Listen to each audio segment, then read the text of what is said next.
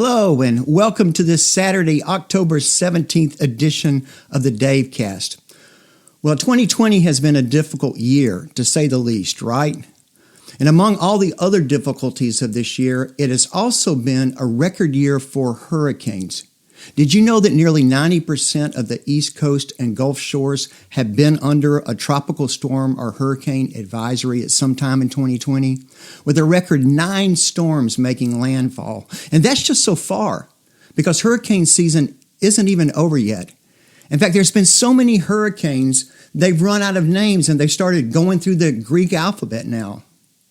And yet, with the pandemic and the protests and the fires out west and doing school online in the most contentious and divisive political season of our lifetime, for the most part, I'm ashamed to say, any response to those lives who have been devastated by these storms has largely flew under the radar. And so yesterday afternoon, I sat down with 2 pastors from the Alabama-West Florida Conference to do a Zoom interview and to learn from them firsthand how it's going and how we might help. And so I do apologize. There's a few minor glitches in the video due to some internet connection, but I still think you will find what they have to share extremely compelling. And so let's watch that interview, and then I'll be back at the end to give a little more information and to share a little bit about our worship services tomorrow at Conyers First. All right. So Chris and Sarah, why don't you take just a few minutes and introduce yourself, or a couple of minutes, and introduce yourself here to us. Sure. So I am Reverend Sarah Jones. I'm the pastor at Marlow United Methodist Church in Summerdale, Alabama. We are way down here close to the coast, near Fairhope, near Orange Beach, that area, if you're familiar with that. And we were just recently hit by Hurricane Sally, and it took us by surprise.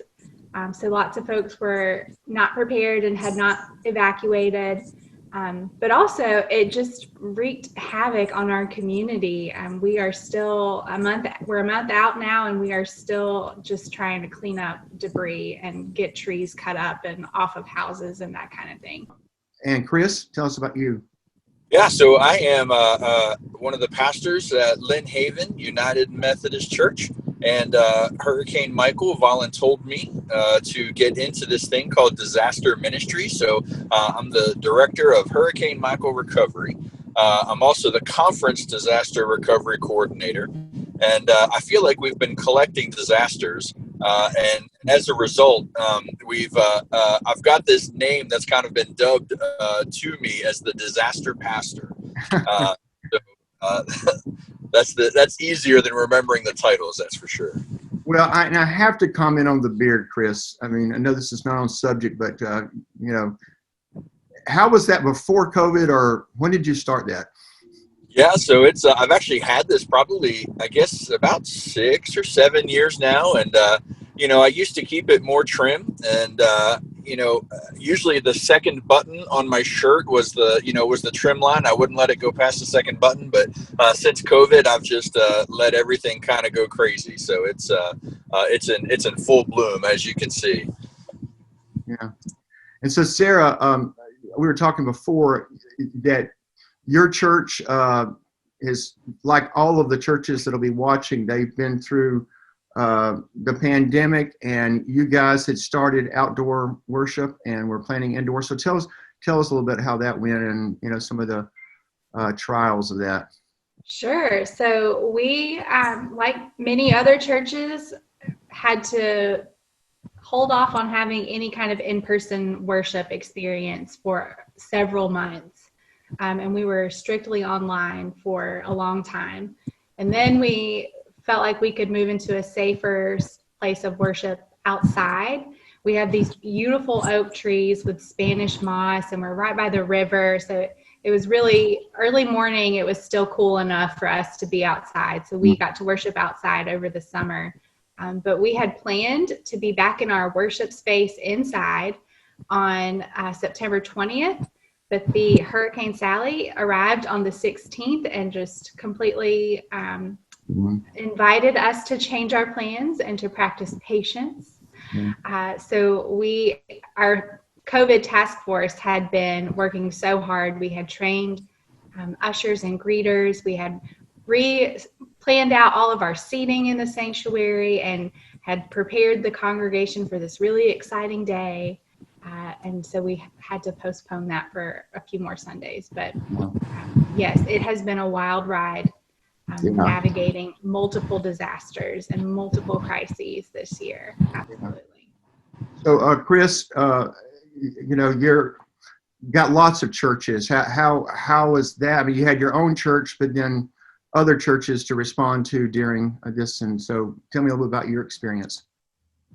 Yeah, my experience with Michael kind of prepared me a little bit to understand what the pastors who were in Sally's path were going to be going through. So I was able to take that experience over and really the understanding that the decision making right after a storm is really difficult because there's so much new information. There's so many pieces that are happening all at the same time, and all eyes are on you to make decisions. And so my role was really to come in and support them as best I could, making sure they had the resources they needed and supplies and things like that. And so it's a little bit crazy because they're all trying to figure out their way, and so many pastors have never gone through a storm like this before. So it's a lot of newness. It's a lot of figuring things out as you go. So it's pretty intense. As pastors, there is sort of a dual road because you're attending to immediate needs, but I know just the trauma of going through that with your congregations and the loss that are there. Just tell us a little bit about that and how you've been able to respond, both of y'all. Sure. Chris, you might have more to say to this than I do. I feel like I'm still in it. This is my first time leading a congregation through a hurricane. Everything still feels new. Our church sort of immediately mobilized with other congregations in our area to meet the immediate needs, like bringing in a truckload of ice and making sure people had ice because the power was out. Some people didn't have water. Some people, we're still dealing with the aftermath, the sort of unfolding of how trauma will manifest in our community and even personally in our own lives too, as leaders in the church. It's a lot. Yeah. One thing that I realized, Sarah, that I should have, you guys are actually, I'm talking in past tense, y'all are still very much in it, right? With where you are. Yes. I'm sorry. I kind of referred to it in a different way. You're right in the midst of it. How can our churches in North Georgia, how can we help? Yeah, so I'll just say one of the number one ways that we can help is really through teams. Right now, we still, there's still a lot of debris. There's still a lot of work that needs to be done with getting folks properties cleared off and things like that. So that's a big piece. And the other thing is, there have been so many disasters here lately that UMCOR is spread really thin. As far as what they're able to support, disaster-wise, especially, Louisiana getting hit twice. And then you've got all the fires and there's just a lot going on. And so another way that would be great to help is just monetarily. We're looking at possibly putting together some partnerships where we can invite churches to partner with a specific family. We'll work them through case management and we'll say, hey, here's a scope of work of what this family needs. And to be able to have a church or even a Sunday school class or any group be able to come and say, hey, we'll take care of the Smiths. And, whether that's through volunteering or financially or whatever that partnership, would look like. So those are some of the ways that folks can help right now. Yeah. Yeah, Kristen, we were talking just before, our church was planning an international trip, which probably isn't going to happen. And so just to punch that idea, because I'm not sure who all is going to be watching this, this is a good way to revert some of the things that we might have been going in another place and come that way. The other thing, Sarah, I wanted us to have a conversation about was that, we're living in a time of great division within our denomination, within our country. And you had some just wonderful things to say about how this is sort of the great equalizer, this so human needs that we have. So speak on that a bit. Sure. So like you said, we were talking about this earlier, and one of the things I noticed in those first few days following the storm, and even in these recent weeks as we've continued our recovery efforts, people don't ask about your political affiliation when they come through the line saying, I need help with groceries, or I lost all of my groceries because the electricity went out and everything in my fridge went bad. Can you help me? We were not asking each other, well, who did you vote for? Or where do you stand on this particular issue in our church? This was just an opportunity for us to love each other and to help meet needs and to work alongside one another and to realize that there is this other plane of living together where we are just bound together by love in Christ. And, our political affiliations, our theological commitments are secondary to our humanity and our belovedness. Beautiful. Which I think is important to remember. Yeah. Awesome. Well, you guys, thank you so much for your time.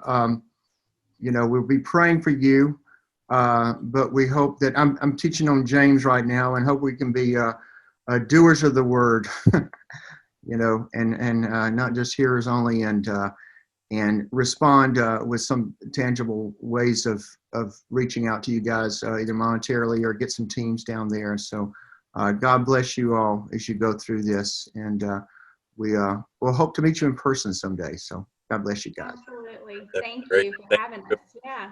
Thanks. Bye-bye. Well, thank you, Sarah and Chris. And our prayers are certainly with you as you continue in the recovery effort. I put a link in the notes to where you might donate to the hurricane relief, and I'll also be sharing more about this in our worship services tomorrow. I'd really like to challenge us to get a mission team together and go down and aid in this effort as we seek to bring the hope to these friends on the Gulf Coast. Speaking of worship, tomorrow morning there are several ways you can worship with us. At 9:30, we will have a family service in the fellowship hall. Last week was the first one of these. It got off to a great start. This service is designed for families with children or teenagers to come and sit socially distanced at tables for a high-energy service with a worship band and games and other activities. It's a lot of fun.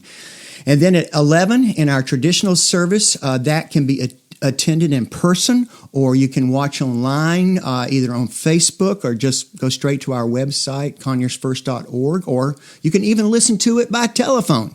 I always feel just a little silly announcing that feature we have online, as it's mostly for folks without internet. But if you know someone who would benefit from the telephone service who isn't already doing so, please let us know so we can get them connected.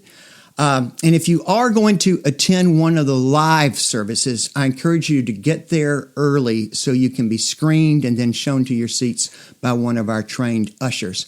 And of course, masks are required as we continue to practice an abundance of caution to keep everyone safe. And so next Tuesday and Thursday on the DaveCast, I'll be continuing the teaching series I'm doing on the letter of James. And then I guess until then, go Braves! You all be safe and keep bringing the hope. God bless.